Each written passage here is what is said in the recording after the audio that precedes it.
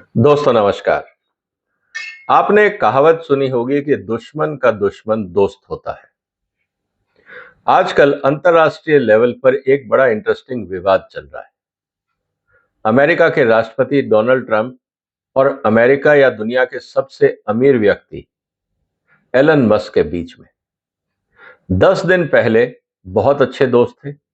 एक साल पहले साथ आए थे। चुनाव से पहले जब प्रेसिडेंट ट्रंप के ऊपर वहां पे किसी ने गोलीबारी की, उनकी हत्या करने की कोशिश करी, उसके बाद ट्रंप को जिताने के लिए एलन मस्क ने पूरा जोर लगा दिया और ट्रंप साहब बन गए अमेरिका के राष्ट्रपति।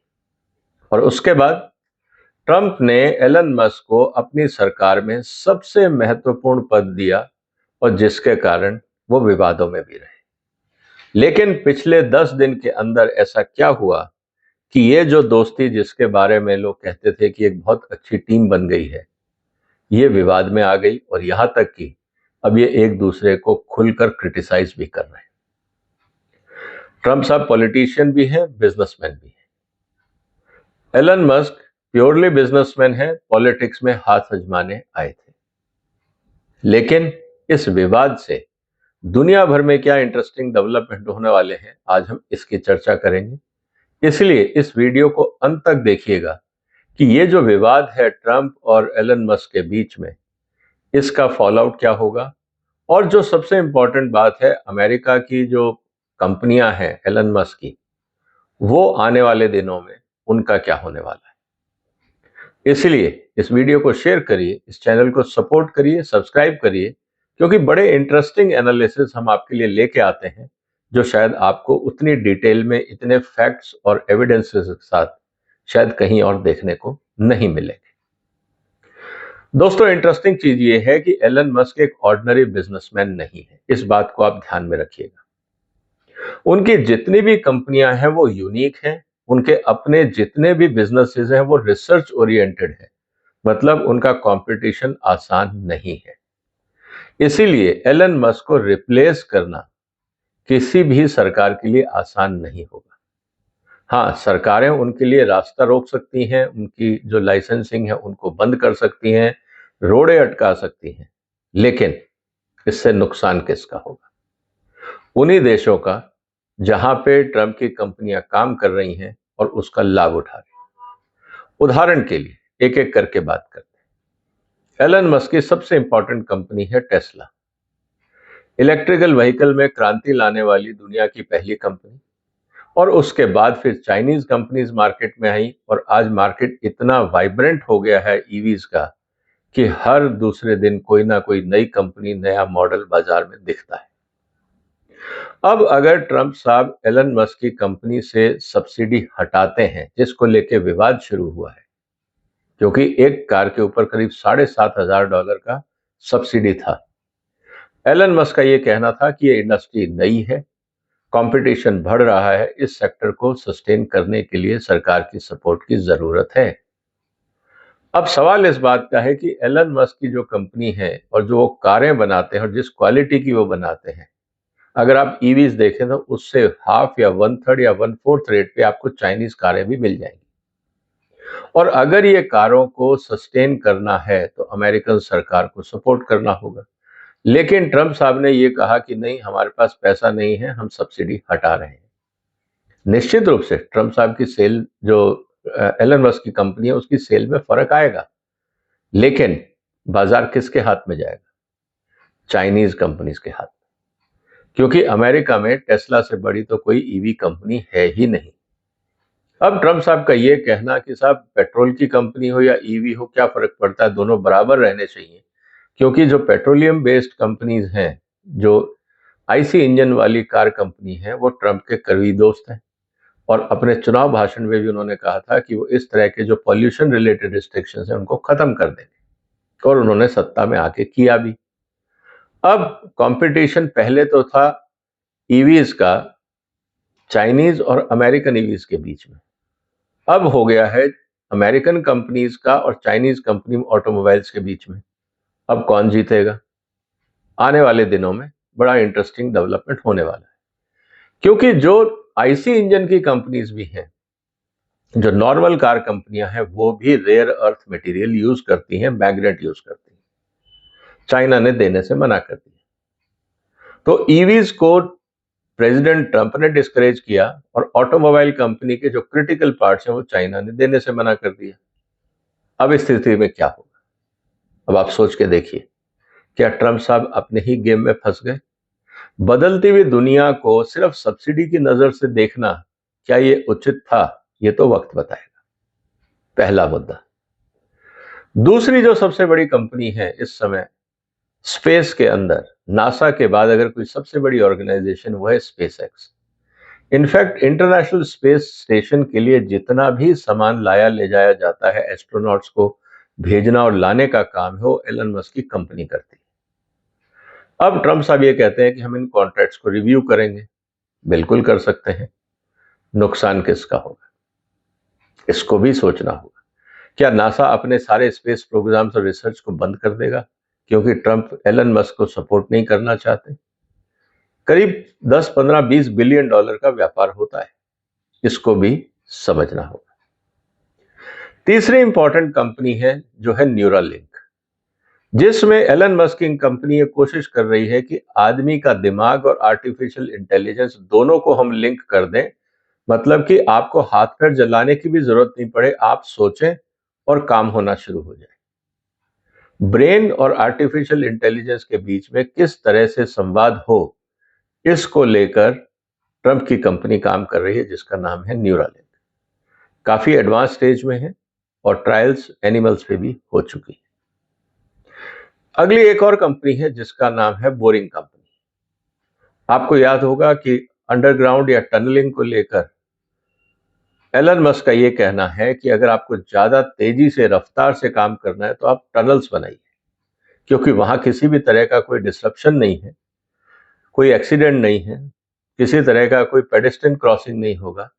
एक लूप से दूसरे लूप में आप बहुत तेजी से हाई स्पीड पे आ जा सकते हैं। इसके लिए उन्होंने बोरिंग कंपनी बनाई, जिसके कारण आज दुनिया में कई जगह पे वो बात कर रहे हैं।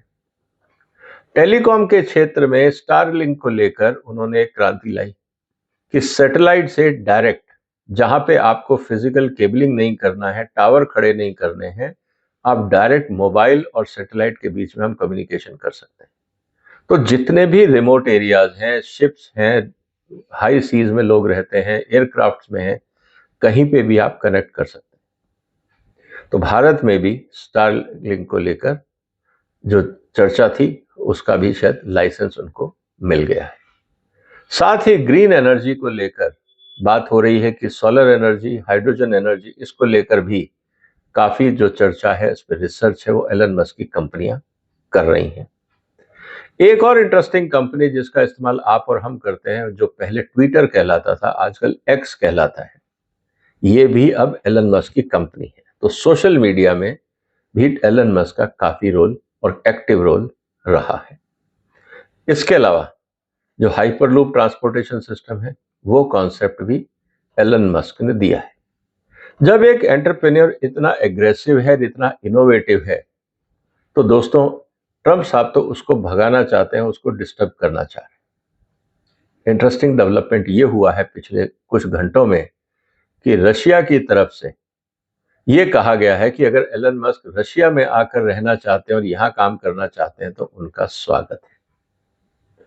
अब सवाल इस बात का है कि क्या एलन मस्क ट्रंप के चक्कर में अमेरिका छोड़ के कहीं और जाएंगे? क्योंकि जो टेक्नोलॉजीज वो बना रहे हैं उस पर सबकी निगाह है। चाइना भी चाहता है, रशिया भी चाहता है, यूरोप भी चाहता है, जापान भी चाहता है, इंडिया भी चाहता है।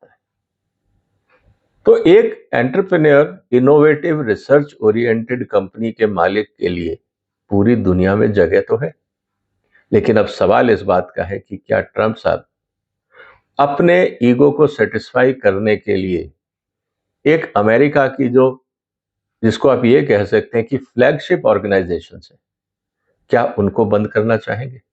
क्योंकि आज ट्रंप के पास, जो एलन मस्क के पास, आज अगर आप ध्यान से देखें तो कारों की टेक्नोलॉजी है, कम्युनिकेशन टेक्नोलॉजी है, पेमेंट टेक्नोलॉजी है, एआई की टेक्नोलॉजी है, सोशल मीडिया की टेक्नोलॉजी है और सबसे क्रूशियल स्पेस टेक्नोलॉजी है, जिसका इस्तेमाल आप स्पेस के साथ साथ डिफेंस में भी कर सकते हैं। एक व्यक्ति जिसके पास इतना बड़ा आईपीआर का जखीरा हो, इंटेलेक्चुअल प्रॉपर्टी का, रिसर्च का, प्रोडक्ट्स का, कॉन्सेप्ट्स का, क्या अमेरिका के राष्ट्रपति को कोई भी ऐतराज रहा हो, विवाद रहा हो, राजनीतिक विवाद रहता है, क्या उस व्यक्ति को नाराज करना चाहिए?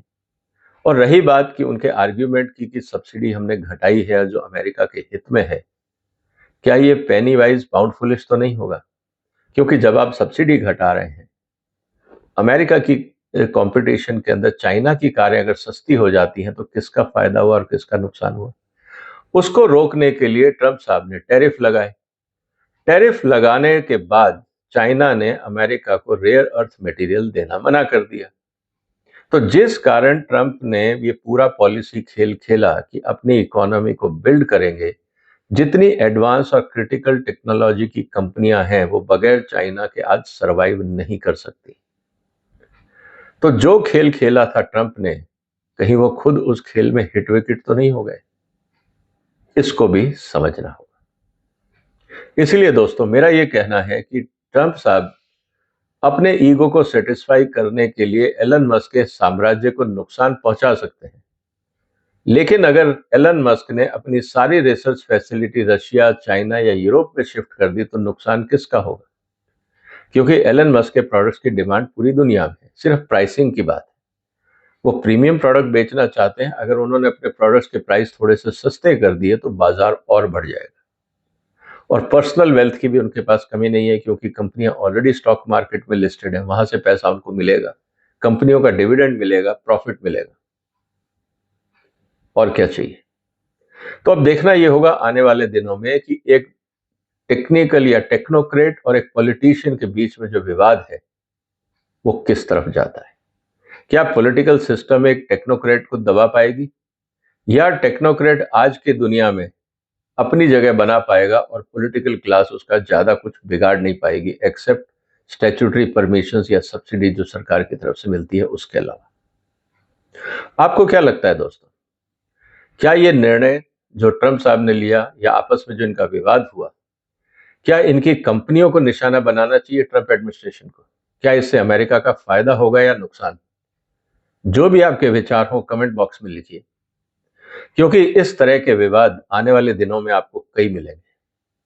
महत्वाकांक्षा दोनों तरफ होती है। रशिया में भी बिजनेसमैन के खिलाफ कार्रवाई हुई, लेकिन वो कमोडिटी में थे इसलिए आसानी से दब गए। लेकिन एक टेक्नोक्रेट, एक knowledge oriented enterprise versus A political class, research oriented activity versus political activity, समाज में कौन जीतेगा, ये एक बहुत बड़ा टेस्ट है इस समय ट्रंप और एलन मस्क के झगड़े के बीच में। इंटरेस्टिंग डेवलपमेंट होंगे, आप भी नजर बनाए रखिए, हम भी बनाए रखेंगे। जो भी आपके विचार हो कमेंट बॉक्स में लिखिए, इस वीडियो को शेयर करिए, हमें सपोर्ट भी करिए, इस चैनल को सब्सक्राइब भी करिए।